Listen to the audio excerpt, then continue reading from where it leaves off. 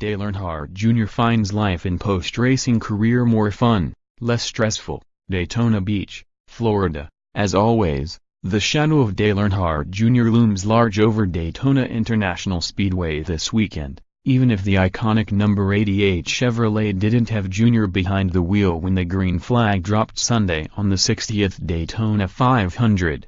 Earnhardt is in Daytona, of course, but as the owner of his JR Motorsports team, which finished 1-2 in the wild, 5 overtime, wreck-filled Xfinity race here on Saturday, as a manager of his expanding business empire, as a TV star and as the Grand Marshal on Sunday, the guy who gave the first order of business: drivers, start your engines.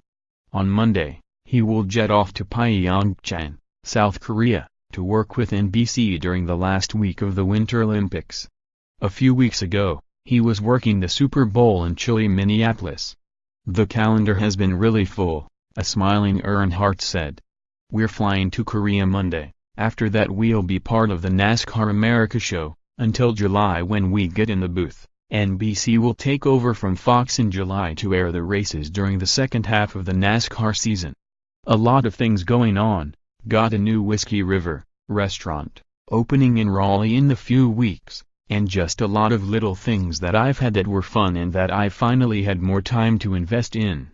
Amy, his wife, says, "When I'm home and don't have a lot of things to do, I just get up off the couch and pace around the house, and then sit back down on the couch and complain.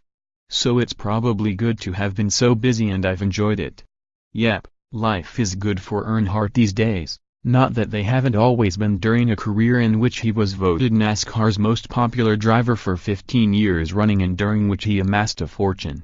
Earnhardt appeared relaxed, and during a late press conference Saturday night after his Xfinity drivers Tyler Reddick, the winner, and Elliott Sadler ended the season-opening race with the closest finish, 0.000, since NASCAR went to electronic scoring in 1993. He talked about life after racing. "It's been nice not having to worry about performance, or living up to expectations, your own or someone else's," he told reporters. "It's been great to get all of it off my shoulders. This is the first race we won on Saturday where I've not had to worry about Sunday. I walked around every day of my life with 1,000 pounds on my shoulders. That was Sunday. Now that I don't have that on my shoulders and don't have to worry about that anymore, everything in my life is so much more enjoyable." Everything was nowhere near as enjoyable as it could have been or should have been, and with all that out of the way, man, I'm lovin' and having a good time. I haven't had any nerves about the broadcasting stuff. Really excited about talking NASCAR. Earnhardt couldn't wait to get to Daytona this week, a place that has been a huge part of his family's life.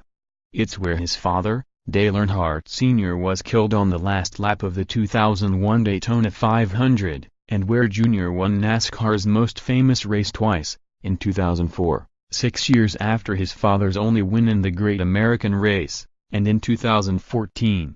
He said the experience could have turned him against the place, but instead he chose to embrace it. Yet he said on Sunday that he doesn't feel the need to honor his dad on the anniversary of his death. "I knew how special this place was to my dad. So it's more meaningful to me personally, than maybe a lot of other competitors, as the cornerstone of our series and the birthplace of racing," he said. "But I made peace with this place a long time ago with what happened. I decided to remember this as the place where he lost his life. And that to me is a positive, not a negative. I did not want to feel any negative feelings when I came here. I love this track, I love the history, I wanted to be rooted in this sport, and that means I want to be at Daytona when they race here. So that was the choice I made a long time ago, and I feel very comfortable here.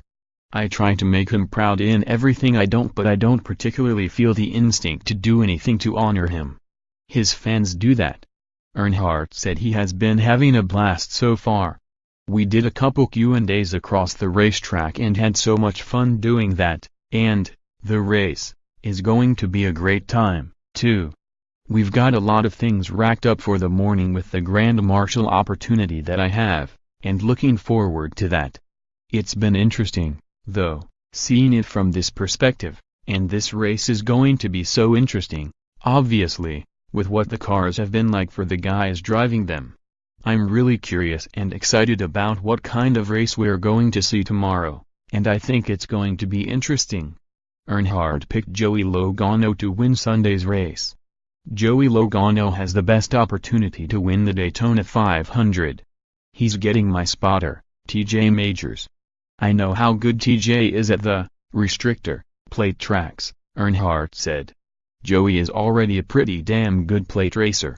So, put them two together and they're going to be pretty hard to beat.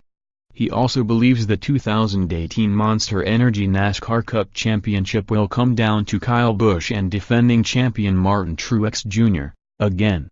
The championship again comes down to Kyle and Martin. Kyle Busch will be there, said Earnhardt. You will have to beat Kyle Busch to win the championship.